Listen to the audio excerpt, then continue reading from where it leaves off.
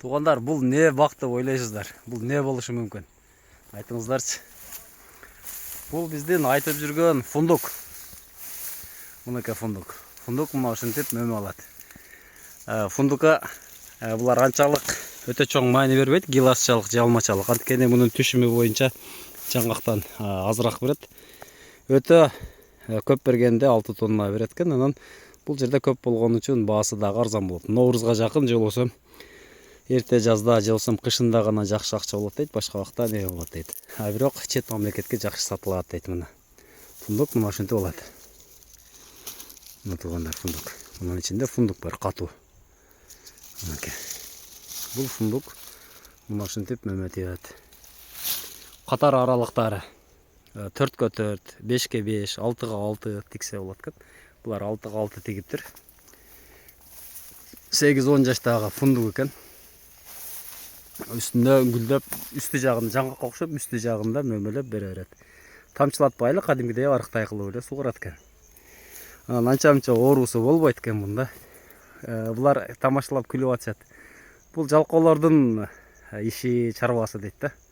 Эгерде де тигип эле койсоң, түшүмү дагы, акчасы дагы кичине 12-13 местада турат экен, жаңгактан кийинки, бадамдан кийинки орунда турат экен. Анткени мөмөнүн биринчиден буларда арзандыгы, экинчиден түшүмдүн азыраак болушу буларга кичине кызыкпайт эмес, кызыгат экен, өтө көп эмес десем да болот. Бирок көп жерде кездешет. Азыр бул жерде эң акцент кое турганы буларда гилас экен. Кадам жайда экен да, гилас экен дейт экен буларчы.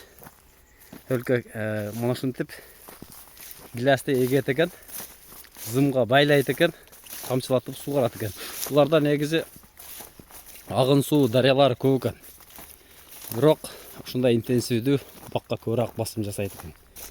Тамчылатып сугарып, азыгын ушундан берип, көбүрөөк түшүм алганга аракет кылышат экен.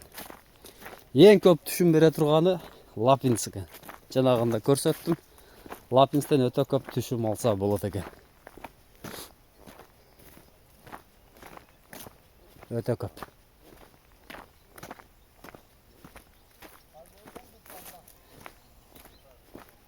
Мына ушул азыр биз келаткан нимба багы.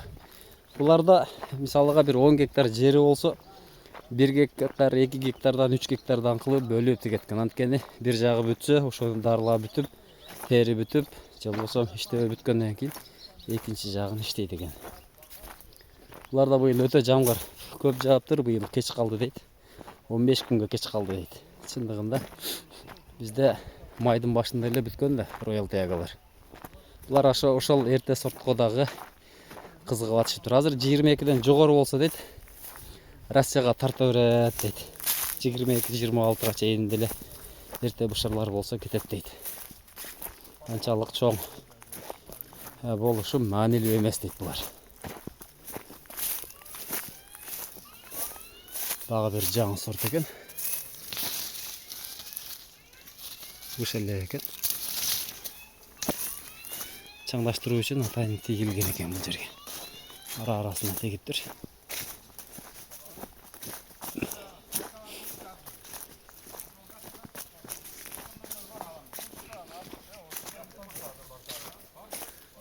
Үстүндө зым крест тартылган. Көрдүңүздөр ар бир столбаны. Столбалардын аралыгы 1, 2, 3, 4, 5, 6, 7, 8, 9, 10. 10 метр аралыктан столба коюлуптур. Ошондо бир катарга 10 та, буягынан 25 та болсо 250 болуп калабы столба. Чаката эсептеп чыгарып койсоңуздар. Мына гилас. Чалбырактын астында болот негизи гилас аныкы.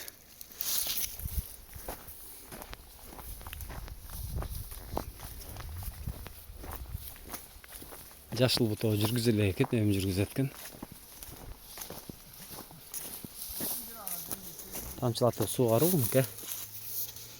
Баягы жумшак тешиги бар шлангалардан. Өтө жумшак эмес. Бу кайсы Pacific дейби? Red Pacific. Ja. Red Pacific. Мына достор, Red Pacific деген сорт экен. Обзорун көрсөңүздөр болот. Red Pacific. сабақтарын көрсеңіздер. Кичигене мындай калды. Мынакей ушул сабагы орто узундукта. Ертегинин кечкинки сортта бул.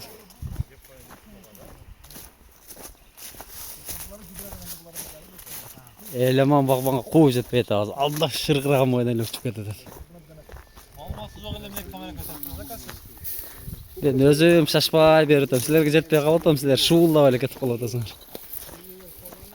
Бизди кечке чейин машинасына салып алып барып аткан. Бул жак Азар байке. Өзү Азер, аты Азар. 2 күн бул кишини хит кылабыз эми. Эламан, сумкага терип салчы, канча саат чыдайт экен булар. Ошону текшерсең.